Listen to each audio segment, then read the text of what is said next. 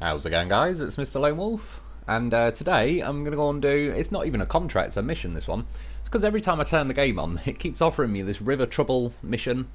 Yeah, so just instead of keep cancelling, I'm actually going to get it done this time. I've got to go and take 2 lots of drilling spare parts to kind of like a river crossing that's blocked by trees.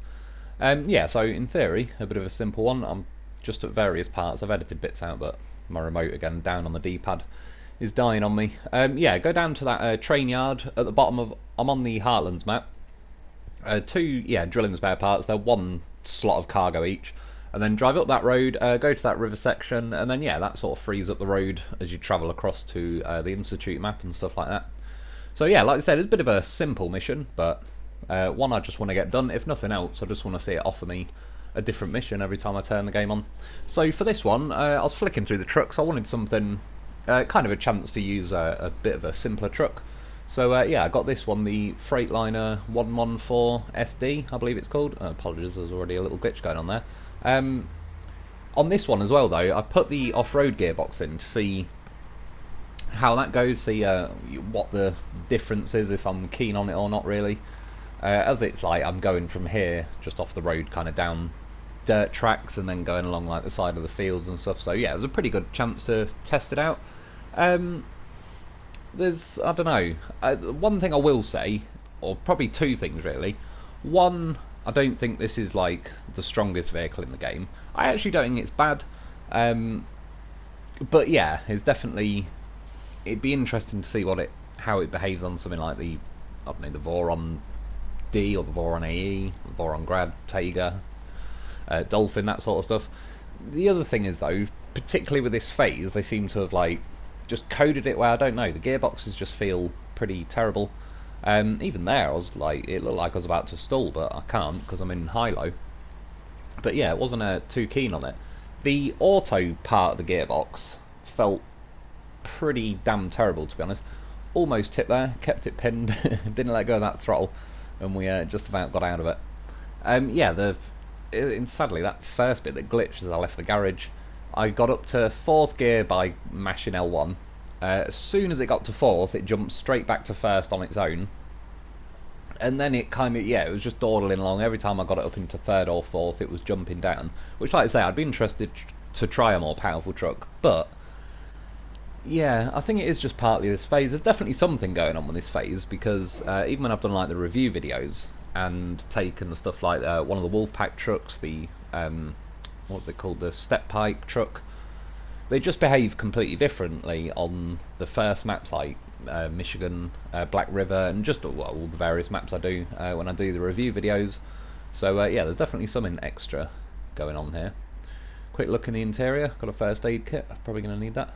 I quite like how the dashboard sweeps around. Reminds me, they do that like in an E30 BMW. Good old school car. Yeah, one thing I noticed though when I was like in the cockpit view like this, it feels like your face is really far forward. I could move even further forward there, but yeah, the cab must be pretty small because it always feels like your face is pressed up against like near the windscreen. The mirrors felt really close. I don't know, it was a bit odd. I don't normally go in that view anyway, but just while I was messing around, cruising along. As you can see, things are fairly slow. One nice thing, that kind of the only upside I'd say really, for me personally, to having the off-road gearbox is you get the 3 low-range gears, and I suppose that does kind of offer another benefit on top with a vehicle like this where diffs aren't always on, so high gear versus high-low, the high gear might just have the edge, but there really isn't hardly anything in it. You can see I was sort of switching back and forth just to see, and yeah, I mean, high-low you can have the diffs on, that's about it. The high gear though, it's not that rapid. That's the thing that what I enjoy about the high-range gearbox, is even on this phase when it's a little bit sketchy with the way they've like, whatever they've done, some kind of gearbox cap, or they've just messed it up somehow, and it rarely lets you kind of get out of 4th or 5th gear.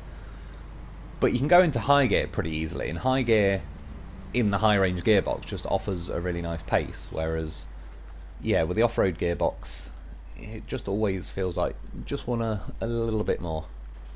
Right, yeah, I'll have to beat my remote up again to get down on the D-pad. Jump the old loaf out of there. And this vehicle as well, oh no, there might be bigger tyres actually. I think they're 43 inch or 47s. And again, you can't have the muds or anything on this, so I went for the chained, which I still think are pretty decent, but they're not the mud version of the chained, so yeah, kind of would be like my third choice if anything. 2 lots of drilling spare parts. And then I was I jumped the Lo4f off the back, and then I thought, might be able to get him to drive on top of the cargo. So I did a winch from the front of the 114SD to the Lo4f. Started like doing some kind of super sit-up. Again with a glitch. Like, it was probably a half a second glitch, nothing happened. Just as I started driving forward, the Lo4f started lifting up a bit more. Personally, I blame the cargo, because if you see, the Lo4f's tyre just suddenly phased through the cargo and then I tipped off to the side. However, he is goddamn professional. He came prepared. I've got a autonomous winch on him at the minute. Just because this vehicle, the 114SD, doesn't really weigh a lot at all. If anything, I think it needs a bit more weight to it. Like low down specifically. And it's a little bit on the boaty side as well. You see, like earlier, sort of on the way when I was driving here. To be fair, those dirt roads, some of the dips in the road are kind of pretty severe. But yeah, this thing's a little bit on the boaty side. I've also got the crane on it, which, strictly speaking, I didn't really need because I'm just coming to this yard and then I can auto load it. But I kind of figured if I do tip over, as this thing is a bit boaty. Yeah, I've got the crane. I've got the Lo4f with an autonomous winch, so even if he lands on his roof and leaning up against a tree, I'm still getting out of there.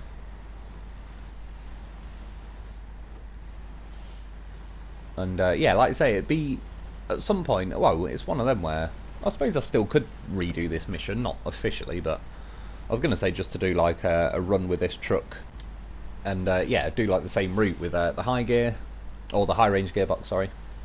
You can see now it's leaning a little bit. I have to say, those drilling spare parts seem pretty wide. They're wider than like the normal consumables and that they load into the back, so probably could have got the Lo4f on there pretty easily.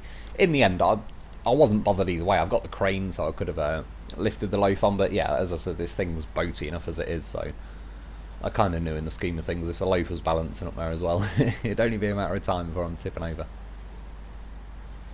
And yeah, just overall, I kind of think, now actually, funnily enough, in the high gear, there's the one bit of kind of respect to earn back, because it's been a while. I drive off-road gearboxes every now and then, because they are in a few trucks that I've built already.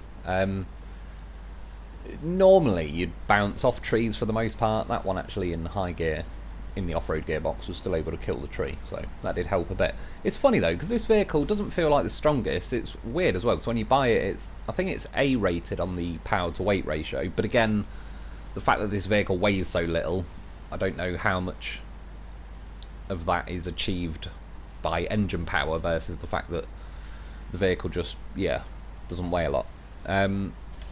But yeah, like when you go to the engine selection, you've got one more choice of engine, which is kind of coded as the same engine. The first one's like Summit 6 valve or V, whatever, 1900. The next one says like the 2100T, which I assume is a turbo, but it doesn't add any power. It still stays at the same power rating. So yeah, this could do with a little bit more going on. If you're getting 200 worth more of numbers and a T, that's got to account for something, but doesn't appear to be the case with this one.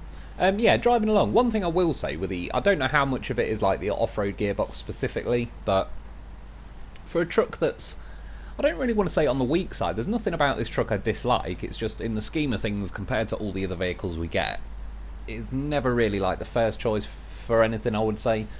The steering on it is pretty nice though. The fuel seemed to like last completely fine as well, so I think in that sense it's not too bad.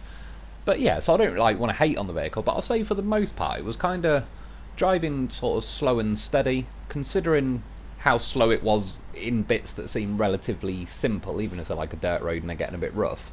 But then even in like some of the rougher bits like I'm coming up to now, it's still actually kept a bit of a pace going on. I was in high gear there as well. And it's quite a good sort of measuring tool, that's what she said, with a Lo4f at the back, like with a winch going on, because you can kind of tell if I go slow enough, obviously the way it works when you're towing, like in the Lo4f in this case, it kind of gives you power, then no power, then power, then no power. So the loaf will kind of like lunge forward in little bits, but you can judge from like the slackness of the winch cable, kind of what's going on, like how quick or slow the truck is going compared to what like the loaf is doing in sort of auto-driven mode. Yeah, it's just sections like this though where I'm in high-low now. It wouldn't really matter if I went to high gear. Just can't really quite drop the hammer like I'd like to. But I'm pretty certain I'd be willing to put a little bit of money on it. That if I did this mission in high range gearbox and just did everything as identical as I could, I think that it'd be quicker.